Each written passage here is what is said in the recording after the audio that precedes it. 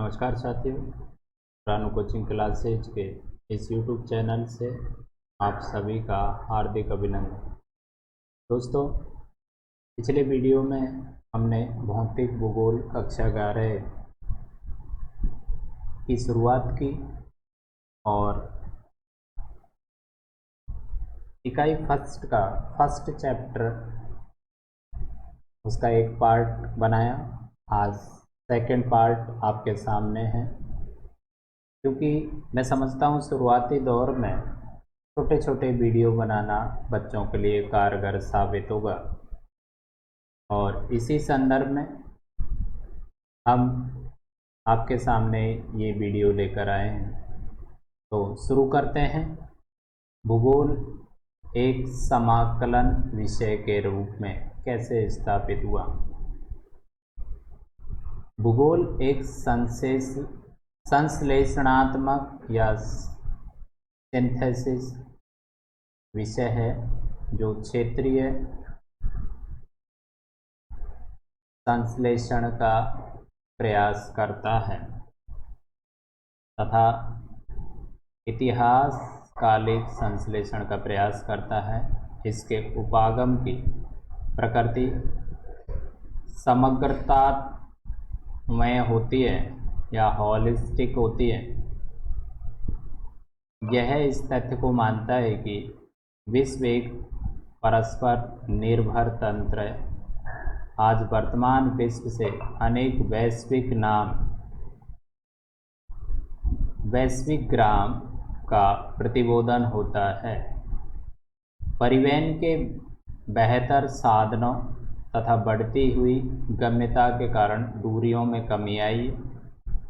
श्रव्य दृश्य माध्यमों, ऑडियो विजुअल मीडिया एवं सूचना तकनीकी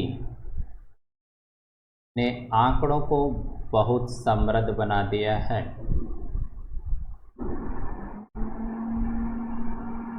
तकनीक ने प्राकृतिक तथा आर्थिक सामाजिक प्राचल पैरामीटर के निरीक्षण एवं परीक्षण के बेहतर अवसर प्रदान किए हैं। भूगोल का एक संश्लेषणात्मक विषय के रूप में अनेक प्राकृतिक तथा सामाजिक विज्ञानों से अंतरपृष्ठ या इंटरफेस संबंध है। प्राकृतिक या सामाजिक सभी विज्ञानों का एक मूल उद्देश्य है यथार्थता को ज्ञात करना। भूगोल यथार्थता से जुड़े तथ्यों के साहचर्य को बोधगम्य बनाता है। भूगोल का अन्य विज्ञानों के साथ संबंध दर्शाता है। वस्तुतः विज्ञान से संबंधित सभी विषय भूगोल या ज्योग्राफी से जुड़े हैं, क्योंकि उनके कई तत्व क्षेत्रीय संदर्भ में भिन्न भिन्न होते हैं। भूगोल स्थानिक संदर्भ में यथार्थता को समग्रता से समझने में सहायक होता है। अतः भूगोल न केवल एक स्थान से दूसरे स्थान में तथ्यों की भिन्नता पर ध्यान देता है, अपितु उन्हें समग्रता में समाकलित करता है। भूगोलवेत्ता को सभी संबंधित क्षेत्रों की व्यापक समझ रखने की आवश्यकता होती है, जिससे कि वह उन्हें तार्किक रूप से संश्लेषित कर सके।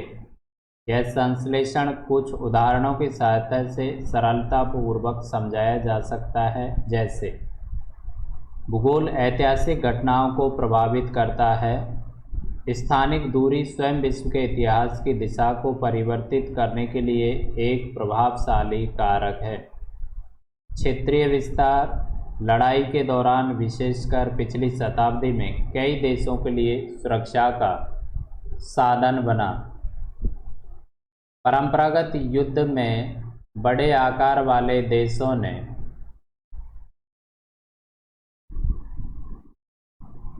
ने अधिक स्थान छोड़कर समय का लाभ प्राप्त किया। नए विश्व के देशों के चारों तरफ विस्तृत समुद्र द्वारा प्रदत्त रक्षा कवच उन्हें उनकी मिट्टी पर युद्ध होने से बचाता रहा।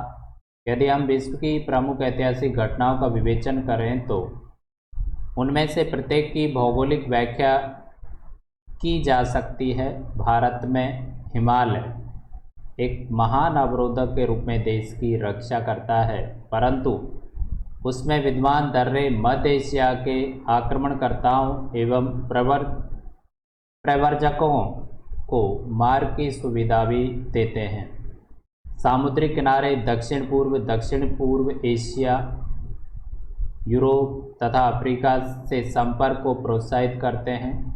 नौ संचालन तकनीकी ने यूरोप देशों को भारत सहित कई एशियाई एवं अफ्रीकी राष्ट्रों पर उपनिवेशीकरण करने में सहायता की, क्योंकि उन्हें समुद्र के माध्यम से गम्यता मिली। भौगोलिक तत्वों द्वारा विश्व के विभिन्न भागों में इतिहास की धारा के अपरिवर्तन के अनेक उदाहरण मिलते हैं। प्रत्येक भौगोलिक तथ्य समय के साथ परिवर्तित होता रहा तथा समय के परिप्रेक्ष्य में उनकी व्याख्या की जा सकती है। भूआकृति, जलवायु, वनस्पति, आर्थिक क्रियाएं जैसे व्यवसाय, सांस्कृतिक विकास ने एक निश्चित ऐतिहासिक पथ का अनुसरण किया। अनेक भौगोलिक तत्व विभिन्न संस्थानों द्वारा एक विशेष समय पर निर्णय लेने की प्रक्रिया के प्रतिफल होते हैं। उदाहरण के तौर पर वह स्थान के मध्य 1500 किलोमीटर दूरी है, जिसे विकल्प के रूप में यह भी कहा जा सकता है कि स्थान वह स्थान से 2 घंटे की दूरी पर है। यदि हवाई जहाज से यात्रा की जाए या 17 घंटे दूर है। यदि तीव्रगामी रेल से यात्रा की जाए। इसी कारण समय भौगोलिक अध्ययन के चतुर्थ आयाम के रूप में एक समाकलन भाग माना जाता है। इस पैराग्राफ में ये बताया गया है कि कोई 2 स्थान हैं जिनके मध्य में 1500 किलोमीटर की दूरी है, A to B, लेकिन लेखक कहता है कि इस दूरी को 2 घंटे और इसी दूरी को 17 घंटे में पूरा किया जा सकता है। 2 घंटे में हवाई यात्रा के माध्यम से और 17 घंटे में तीव्रगामी रेल के माध्यम से। आगे देखते हैं।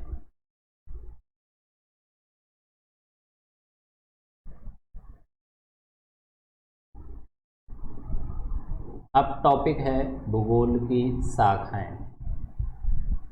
पुनः स्मरण हेतु हम 1.1 चित्र का अध्ययन करेंगे।